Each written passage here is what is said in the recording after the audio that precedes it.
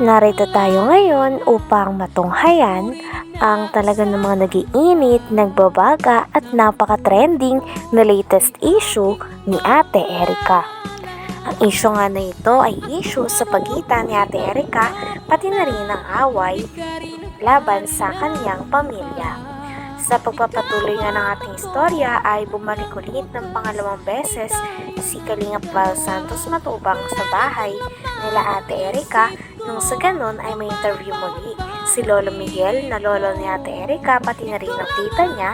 Nung sa ganon ay makuhaan ito ng mga impormasyon. Sa kanilang pinag-uusapan ay meron talagang naninira sa reputasyon nila Lolo Miguel at ng pamilya nila Ate Erica dahil nagkagalitan silang dalawa. Kilala niyo ba ito? Kung kamag-anak niyo ba ito? Hindi pa po namin yan nakikita. Tay, kamag-anak mo to, Tay? Hindi ko pa nga nakita. So, Personal. Ngayon ko lang nakita. Bakit, nakialam sa buhay ninyo? Hindi ko po alam. Lagi po kausapin niya eh. Ano? Tapos sinisira-siraan kayo. Hindi ko po nakikita. Ngayon lang yan. Ngayon ko lang nakita sa telepon. Yung pong sabing niya, yung syuta po niya. Sino shoota? Shoot. Jowa nito? Jowa po. May jowa ito, tumboy? Ano pangalan? Si Amy. Basta yung po nagpunta dito po ng mga ilang. May girlfriend.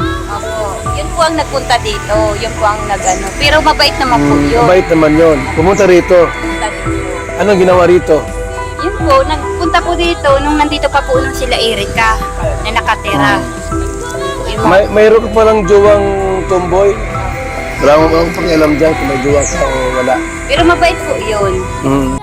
Inilahad pa nga ng tita ni Ate Erica na napakarami daw ang bagay ang binili ni Sir Jun A. Unang negosyanteng mayaman para kay Ate Erica at sa kanyang mga pamilya. Binilan nga siya nito ng lote, ng bahay pati na rin ng NMAX at tricycle. Ayon naman kay Lolo Miguel ay sinabi daw ni Sir Jun A na ang tricycle na yon ay pang pamilya. Ngunit ang nangyari ay kinuha daw ito ng ate ni Erica na si Sheila May kasama ang kanyang asawa. At hindi nga din ito nagagamit ng buong pamilya ni Ate Erica dahil ang mga pinamigay at tinulong ni Sir Jun A para kay Ate Erica ay talagang tinatago ng ate niya na si Sheila May.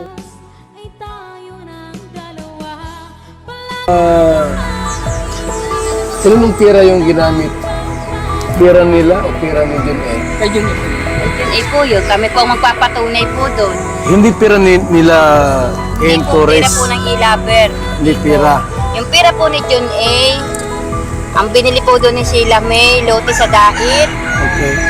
May luto sa daet, binili. Opo. Magkano bili nun? Yung baga pong Ilmax po yun. 100. Motor. Max. Bumili pa ng motor. Tricycle. Oh, ang dami, tricycle pa. Motor, tricycle pa. Ang pagkakasabi ko, ang dingin ko, yung may tricycle ngayon ay pampamilya. Pero inang Sabi nila. nila. Inang kinino? Nilo nung asawa. Sino yung asawa? Sila Pangalan po. Sheila May, asawa niya. Pero ang sabi ni Jun A, pang pamilya. Ano ibig sabihin? Kasama kayo doon? Siguro po, sabi daw po. Pang pamilya. Baka sa kanila lang. So, nasa yung Inmax na motor, Naka-Erica po. Siya po ginagamit niya. Ngayon,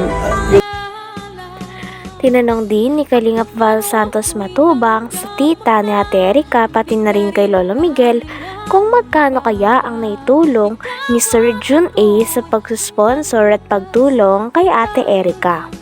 Sumatotal nga daw ay tansya daw ni Kalingap Val Santos Matubang ay nasa 2 million ang naitulong niya kay Ate Erica sapagkat ang bahay ay nagkakahalaga ng lagpas 1 milyon at may binigay pa si Sir Jun A na motor pati na rin tricycle para sa pamilya sana ni Ate Erica. Ngunit simula nung nabigyan na sila at nasusustentohan na sila ng mga pera ay nag-iba na nga daw ang ugali ng ate ni Ate Erica na si Sheila May, damay na rin daw si Ate Erica dahil bigla na lang nilang iniwan ang pamilya na nagpalaki sa kanila. Siguro po, sabi daw po. pang pamilya. Baka sa kanila lang.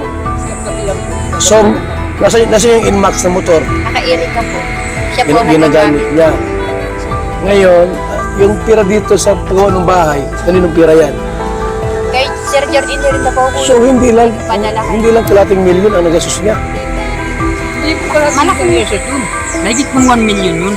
Ang alin? Ang halaga nun. Ang alin? Yung bahay ko yun. Itong bahay na ito, higit 1 milyon. Meron po makakapagod natin yung mga Ito ginawa po, ko mga yung nakikita. asawa nito. Yan. Ginawa ko O, ayun ang ebidensya.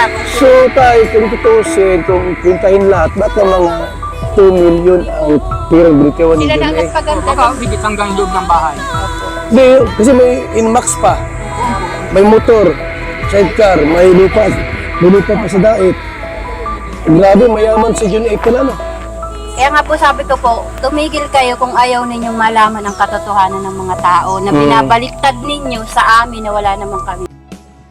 Pinaparatangan din si Lolo Miguel na siya daw ang kumukuha ng pera dahil siya daw ang inuutusan o pinapakausapan na bumili ng mga gamit sa loob ng bahay na pinagawa ni Sir John A para kay Ate Erica sa kanyang pamilya. Ngunit kiit naman ni Lolo Miguel ay wala naman daw napupunta sa kanya sapagkat pinapabili lang daw siya.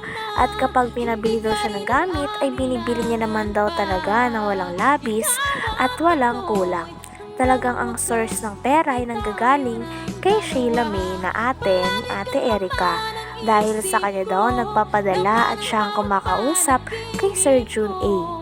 Sabi pa nga ni Kalingap Val Santos Matubang ay may tuturing talaga na parang buhay prinsesa si Sheila May dahil may mga taga-utos ito.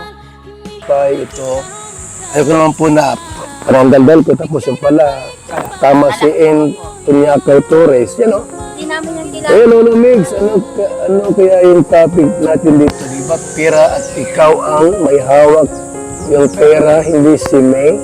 Dahil kayo ang bumili ng gamit. I have some evidence of what happened from the start. Yung pirang yun, ibinibigay lang sa akin para bumili ako ng mga mga gagamitan sa bahay. Pero nasa kanya ang pira, siya ang na-withdraw. Siya ang uli-uli mag-asawa sa dait. Halos na sila natutulog. So, doon sila natulog. Pag makain sila at hindi gusto ng ulam dito, doon sila nakain sa dait. Sino? Yung sila? Mag-asawa. Sila May. Sila May, yung tatlo. Buhay ray na. Uy, ray na nga. Nangyayari. Ano? Talaga. Uuwihan dito, ni isang mansanas, hindi man lang bigyan yung apo. Grabe naman. Ayun. Kaya po, kasi nungalingan po yung sinasabi po niya ni Amy Torres. Alam ko po na Talagang parang tinatakot pa nga ang lolo pati na rin ang tita ni Erica ng mga taong galit sa kanila na kampi kila Ate Erica. Sinasabihan pa nga sila ng mga gutom na aso at pinakuha pa nga ni Kalingap Val Santos Matubang ang pruweba ng tita ni Ate Erica na lagi daw silang pinagbabantaan. Sabi nga din ni Kalingap Val Santos Matubang ay hindi na maganda ang nangyayari dahil may mga pagbabanta na nga daw, nakakasuhan sila at marami pang paninirang puri ang sinasabi sa pamilya ni Ate Erica. Mansanas, hindi man lang bigyan yung apo. Grabe naman. Ayun. kaya po, kasi nungalingan po yung sinasabi po niya ni Amy Torres. Alam ko po na lagi yan kausap po ni May, magdamag-damag, magkausap po yan lagi dyan po sa kwarto. Yan po lagi ang magkausap.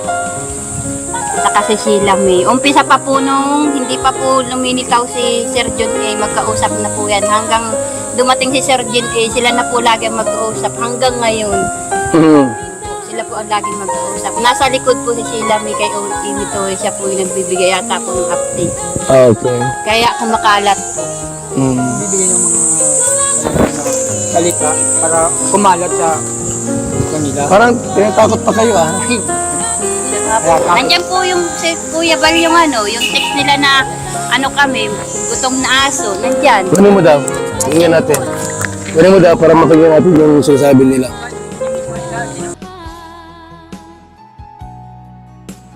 Hanggang dito na lamang muna ang ating napakainit, nagtitrending at talaga namang mas nakakaintriga na issue ni Ate Erica. Maraming salamat sa inyong panonood. Hanggang sa muli. Bye!